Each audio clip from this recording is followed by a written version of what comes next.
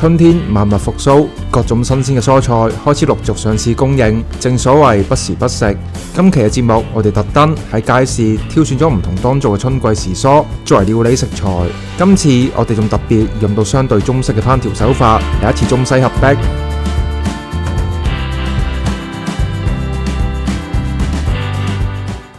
首先，我哋將各種時蔬同埋菇菌切好備用。大家可以根據自己嘅喜好選用當造嘅時蔬同埋菇菌。然後我哋可以開始煮通心粉，往鍋入面加適量嘅海鹽，將通心粉煮至全熟撈起備用。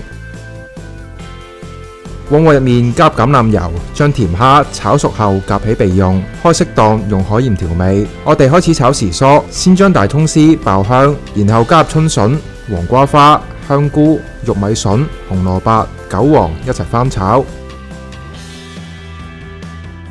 呢度我哋可以先調一個醬汁，雞湯300毫升，豉油2湯匙，花雕1湯匙，蠔油1湯匙，最後係2湯匙麻油。等時蔬炒出香味之後，將調好嘅醬汁倒入鍋入面，中細火燉煮約5分鐘，再加入我哋炒好嘅甜蝦，用適量嘅豆粉水勾芡，令醬汁達到理想嘅黏稠度。最後將煮好嘅甜蝦同埋時蔬淋喺通心粉上面，然後灑上適量嘅蔥花就可以上碟啦。係咪相當有春天嘅味道呢？